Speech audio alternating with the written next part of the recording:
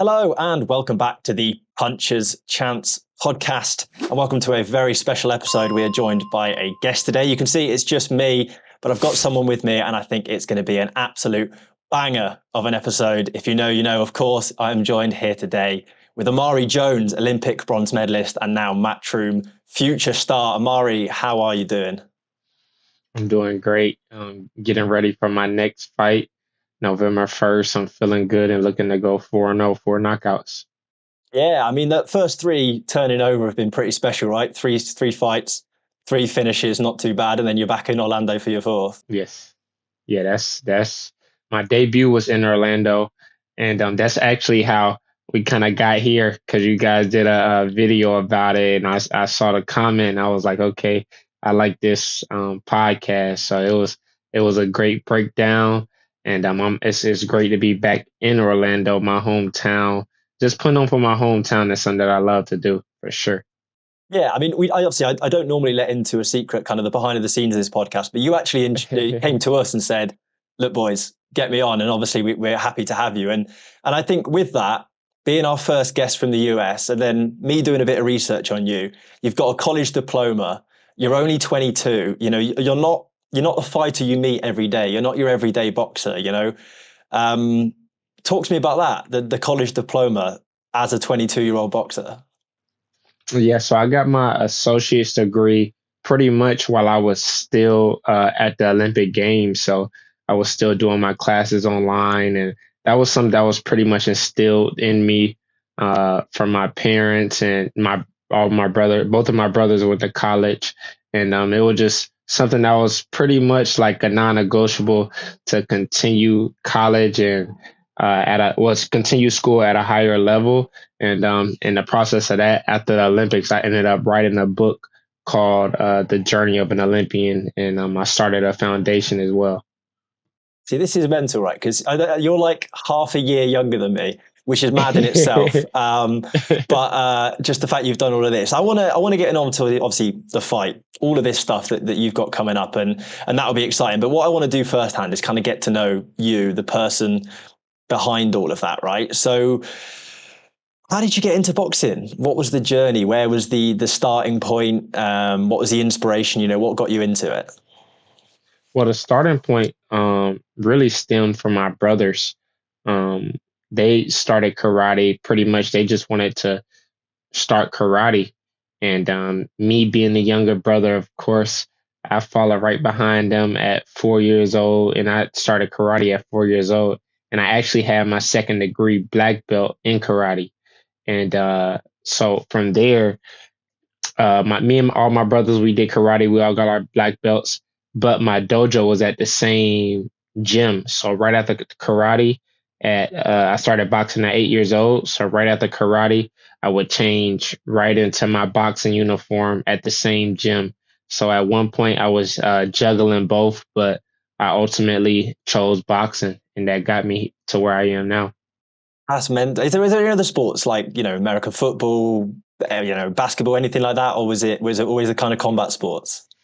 Yeah, it was. I started with combat sports. That's what made me fall in love with it. But in between, I ran track. I did basketball, t-ball when I was real young, and then what I said, track, basketball, yeah, flag football, stuff like that. But it all ultimately came back to boxing. Yeah, and what kind of inspired you to? Because my journey into boxing personally, as a fan and as someone who trains a little bit, is much later in life. And I can't imagine 5, 6-year-old me thinking, "Yeah, I want to get punched in the face." So, like, what was that? Because particularly being from Florida as well, there's not obviously there's some, and there's a very big one. There's not a huge amount of boxers inspirations that kind of came before you within Florida. Right. Um. Well, you got guys like Roy Jones. He got the silver at what was it, the Olympics in '88. Antonio Tarver, guys like that. So I mean, I just kind of looked at Roy Jones' blueprint and some of the greats like Ali, Sugar Ray, and kind of mimicked their style. And I looked at their blueprint and I was like, all right, like the greats, they went through this route. So like, I need to do my best to take their blueprint and follow that. And I'm doing that now, and I'm inspiring my younger generation, the guys in my gym, that they could do that as well. Because at one point, it pretty much, like me being on my journey, it seemed impossible to win the nationals and get on Team USA and even alone go to the Olympics. I mean, that's one of the hardest processes. You talking about like to be an Olympian, that's 1 in 10 million, pretty much. So it's a hard journey, but I'm continuing to inspire others and let them know, like, if a kid out of Orlando did it, they can do it too. Yeah, that's amazing. Is Roy Jones then the kind of the one, the inspiration, the kind of your favorite fighter? Is there anyone else that you look at? Obviously, because was he not a super welter as an amateur as well? I think so. He's very Yep, similar weight wise. Obviously, 156. finished a little bit Yep, higher, but 150, 156. I looked at Ali, Sugar Ray, Floyd Mayweather, no brainer, of course. Like guys like that, it's like, yeah, they're the blueprint for sure. yeah, are you a bit of a kind of boxing? Do you watch your boxing? Because I talk to some guys and they're like, nah, like I fight. That's what I do. Are you the kind of person who likes to do your study? Watch the greats kind of thing. Absolutely. I watched the greats from like their Olympic ages up until like professionals. And my style, I just mimic them and what I see. And they're just like, all right, they did that. I'm going to do this too. Yeah, and your amateur career, certainly at sort of the very top of the game, was quite swift actually, in terms of that first AIBA silver medal in the first international tournament, obviously, and then the Olympics after that as well. You really took to it like a duck to water. You moved fast. How was that first world tournament, getting into the final? That must have been a pretty special feeling, right? Yes, it was definitely something special to go overseas at 18 years old. My first time ever going see overseas in Serbia, and let alone fighting, away from my family, just me and Team USA and my brothers, and we just grinding it out, uh, trying to go after that gold medal. And I put on some great performances. Of course, we wanted the gold medal, but I knew in that moment it really was about the journey and working towards that gold medal. And the ultimate goal was the Olympics, and I got there and medal there as well. Yeah, and talk to me a little bit about Paris, because obviously, it was a controversial Olympics boxing wise, and there was a lot of noise and talk going on, and obviously the stuff that from your point of view is it's led to where you are now, which is brilliant. But talk to me a little bit about that. What was the Olympic experience like? Because there's very few of us that will ever get to experience it. Yes, the Olympic experience, it was once in a lifetime. I find myself at least once a week just thinking about like what I did. You see Paris in the background right I didn't there. even clock that. That's I like it. Yeah, so it just shows like how special that moment was to me. Being able to meet LeBron James, Stephen Curry, that opening ceremony, that was a special moment for me because the opening ceremony was something that I loved about the Olympics. Like I had to watch that, and then for me to actually be there, um, and what I was watching that as a kid years ago, and I visualized myself there, and I was finally there. And then when it came to the performance aspect, it's like I'm performing at the Olympic Games, like the world is watching me, and my parents is there. They made a lot of sacrifices, and those are and my coaches back home. A lot of my family came out, and this is something that I told them, like I'm going to do it. Like I had to fulfill my promise to them, and I did that, and all glory to God for that. Yeah, and with that, the boxing, the Olympics, there's a lot of talk about kind of decisions and how difficult it is actually to win an amateur fight. You really have to absolutely win it to guarantee you're going to have won that fight. And to keep doing it and get obviously to that semi final. And you obviously weren't able to go on and win it, unfortunately. But, how difficult was it that you're fighting the best of the best from everywhere in the world? And once you beat one, there's another one lined up waiting for you in the next round. Yeah, I actually love the competition. Knowing that it was only what, like, I believe 20 people in my weight class, so it was the best of the best. So qualifying to get there, it was actually harder than being there, in a way. But it's still the top 20 guys across the world, and I was able to be top three. And when you talk about the decisions and controversy, you see my first two fights. they were 5-0. And in my finals fight, I felt I got the first round, and we know in the amateurs how important that first round is. And I felt we had it, but and I felt we had the second, the third. I put on a great performance, but um, I left the Olympics with a split decision. They said it was close, so I'll take I'll take that. That was a part of God's plan. Yeah, and how have you been able to sort of react to that initially? What was the feeling? I imagine you were hugely frustrated, and then sort of since that, and you've had a chance to step away and look at that bronze medal, which I'm sure looks magical wherever you've got it. How have you kind of put all that together, and how do you feel about it now? Yeah, initially I definitely wanted to change the color of the medal. You hear the talks about Andre Ward being the last one in 2004, and pretty much I was the last man standing and being the only medalist for Team USA. So I wanted to bring home the gold for my team, my country, my family, and I just wasn't able to do that. But like I said, God always has a greater plan, and that's why I'm here now with Matchroom, Eddie Hearn, and my career is looking bright, and I'm just so happy about that. And I was able to fulfill my dream and my goal through the Olympics, and now I'm on another chapter now. Yeah, was the plan always then to sort of turn straight over? Because, like I've said a couple of times, you're a young guy. You could have gone again or tried to go for another Olympic cycle. Obviously, Matchroom came knocking, and that's something that's hard to say no to. But what were the decisions there?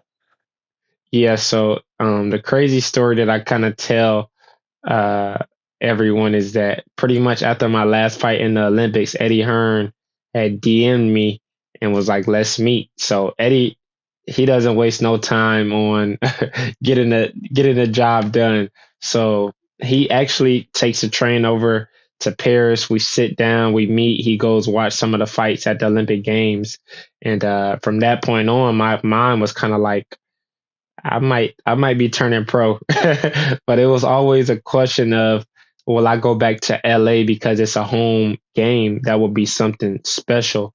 But I already waited 4 years grinding and grinding, and I pretty much accomplished everything in the amateur game. So I just felt like it was time to move on and become a superstar in the professionals. Yeah, and obviously there was actually quite a lot of kind of back and forth as to whether we were going to have boxing in the Olympics in 2028. Was that any part of the Exactly. decision, that concern that actually I could waste 4 years of my life and for what? Definitely, because around that time, it was pretty much a waiting period of it's LA going to have boxing, and I just couldn't afford to wait on a decision when my career is on the line. So I was just like, I'm going to make the decision while Eddie Hearn is here, and let's get it done. Yeah, and obviously, fortunately now, Triple G come in, saved the day. He's getting the Olympics on, and much like for you, Eddie came in and saved the day and gave you kind of Right. the dream with Matchroom. Was there ever a sort of anyone else? Do I wait for anyone else to come knocking, or as soon as Eddie came, did you go, yeah, this is the place for me? Well, yeah, it was a few other promoters that presented me with an opportunity, but I feel like Matchroom is the best fit. They're doing a lot of great shows. The goal was to stay busy. I'm going on my fourth fight this year. My first fight was in March. So we're moving how we want to be moved. And I can say I'm truly happy with where I'm at. Yeah, and that debut in Florida, in Orlando, like I remember we I remembered you from the Olympics, obviously, and then I'd seen that you'd signed with Matchroom, and I saw that, and I knew you were a Florida native, and I thought that's why we covered it on the podcast, because like this is a great story. This is the kind of thing. If it was in Britain, that podcasts like us would be going crazy for. So, how special a moment was that? In front of your home crowd to get the knockout on your debut as well. Not many people can say that. Yeah, that was something special to do it in my hometown. Originally, we was talking about fighting in Vegas, but Matchroom was like, "Nah, let's make your big splash here in Orlando, Florida." So I had to represent my city. I had to come out with the classic Orlando Magic outfit, and I was able to put on a great show, and everybody loved it. and we're going to do it again November 1st. And I believe it's going to be an even bigger turnout because I sold a lot of tickets. Yeah, and your opponent as well, obviously a much stronger record. It's a 6-rounder. A lot of the fighters come over from, the likes of Tanzania are often tough guys. So on paper, this is going to be your toughest test yet. How much is that, just keep stepping it up, keep getting ready, keep jumping up to the next level? Yes. Thank you for that point. Yeah, this guy, he's definitely on paper one of the toughest opponents because he hasn't been stopped. He went the distance with a few guys in their hometowns, 10 rounds. So it just shows you that he's very, very durable and he comes to fight. So I plan on being the first guy to stop him because every time I come out, I want to make a point. I want to get my point across that I'm here, So that's what I plan to do and put on another great performance in my hometown. Yeah, I saw a quote actually. It was it was an interview you did with Valencia College, your college you got your diploma from. And you said that what you liked about boxing was putting on a show, that kind of showmanship. Yeah. When you go in there, is it like, I'm getting the knockout today? That's the plan. I wouldn't say my mind is on getting a knockout, but my mindset from the amateur has always been like win every round. And if you can stop them, get them out of there. So that's what I plan on doing. Yeah, and presumably if you win every round and you've got the frame and the power of someone like yourself, then they always say like the knockout comes, right? Exactly. So that's the goal for sure. With the frame, with the weight, I remember the first time I saw you in the pro ranks as well, the size of you for a super welterweight. You're a big guy, right? You're a big guy. And we mentioned Roy Jones Jr. Is there a bit of your mind that thinks, once I do the business here, maybe fill out to middleweight, maybe pop up a little bit, kind of follow his trajectory? Definitely. I eventually grow out of the weight, but I feel like with my body right now, I feel like I'll be here for a while. Just the way my body is still building in this weight class, this division, and I'm real comfortable at this weight. So we was actually trying out welterweight. So we did a lot of catch weights at one. My last fight was at 150. Just because the guy couldn't make 147, we did 152. Now this fight is going to be at 154. So I'm just trying to still find my fit in the division, but wherever I land, I know I'll be fine. Yeah, and it's good stuff. This is what this is all about, right? Learning. That's why you said you wanted to be active. Let's look forward a bit. Let's talk dreams. Let's talk aspirations. We've mentioned Orlando, Florida, but what venues have you got your eye on? Because I know, particularly over in the States, there's some pretty special ones that even me as a kind of boxing fan go, one day I want to be Madison Square Garden, MGM, those kind of places. Yeah, it's two places in Orlando that I would love to sell out. You have the Kia Center, which is where the Orlando Magic played. That's been a special place to me just because of, going to the Magic games with my family. That's just something that's always just been what we did. And also selling out the soccer stadium, 20,000 plus the Orlando soccer stadium downtown. So that'll be a major homecoming. But I know right now I'm still in the building phases, but I believe one day that we can do that. Yeah, so you're a very proud sort of Florida native. You're thinking Orlando's the dream. Orlando's the dream, no matter what. You'd pick that maybe, let's say, over a legendary venue, so to speak, like Madison Square Garden or something like that. Exactly. Yep. I would love to do it here at home. I respect that. One of my questions I've got as well. This is from Ben, one of the other hosts on the podcast that you mentioned. Wasn't here today. He wanted to ask when you're coming over to the UK because he's keen on seeing you live at some point. Yeah, I would love to come to the UK, but we have to talk with Eddie, man. We got to talk with Eddie. So Eddie gonna have to get me over there sometime next year. That'd be amazing just to see what type of fans I have over there in the UK. Yeah, absolutely. All right. So Eddie, I'm not sure how much of Eddie's spare time he spends listening to our podcast, but if you're on here, maybe give him the message. Look down that lens. Tell him, Eddie, come on now, behave. Eddie, We got to get to London, man. They want me over there. Yeah, absolutely. So with all of that, all that together, November 1st is obviously what you're going for. You said you've sold a lot of tickets. Have you got anything less to shift still, or is it full sold out in terms of you? I feel like it's pretty much sold out, and I'm putting on another event at the Run Club with the Omari Jones Foundation. That's going to have about 300 to 400 people there. That's a community event. So I definitely have Orlando behind me, but I believe this last week, it's pretty much going to be sold out. It's only a few more tickets left. Go to omaribangerjones.com, get you a book, a shirt, and a ticket to come on out to see, as I call it, the Banger Show. Now, the real question is, can I get a shirt delivered to the UK? That's what I need to know. Is that a thing? Yes. If I don't get you a shirt, I definitely send over a book for sure. I appreciate it. If I get a shirt, you best believe it's every podcast. It's going on there. I got a shirt from Daniel Dubois before his fight with Usyk, and I shamelessly wheel it out at any opportunity because but I need to replace it. It's getting a bit sweaty. Gotcha. On DAZN, you're performing, right? You're performing on DAZN. That's a pretty good, the home of boxing, as they call it.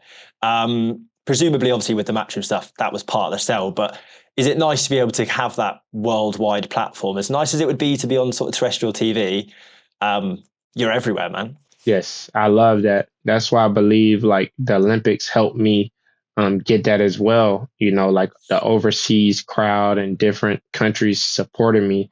And then now we have DAZN. That's a worldwide network. So everybody across the world can see me. So that's something major. And like I said, I'm happy. And I knew from the beginning that I'll be with Matchroom.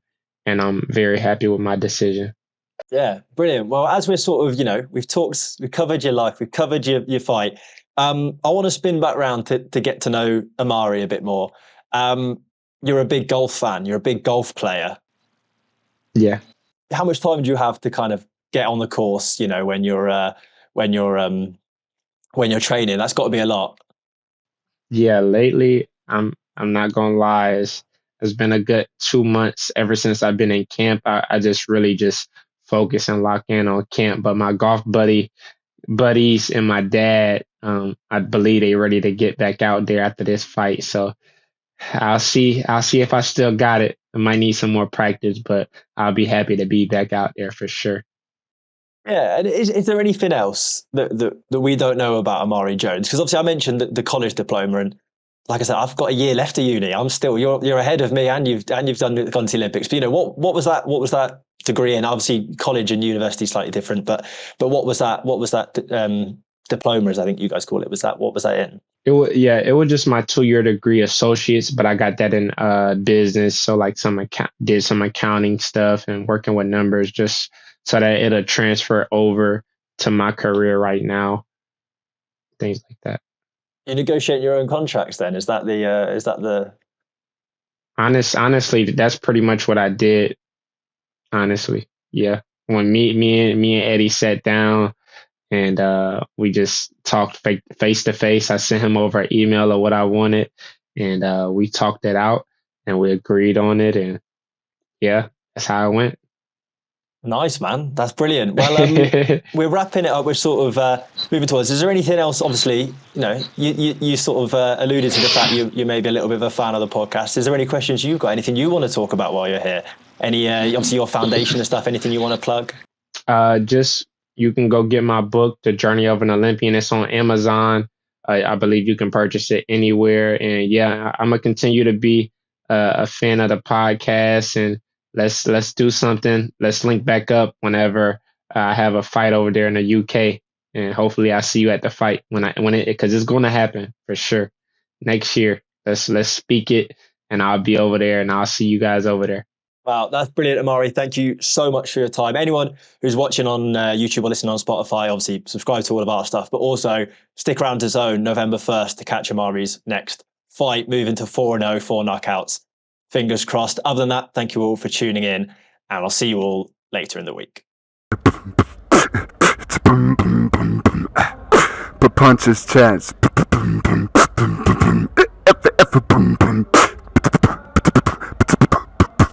Punches Chance Podcast.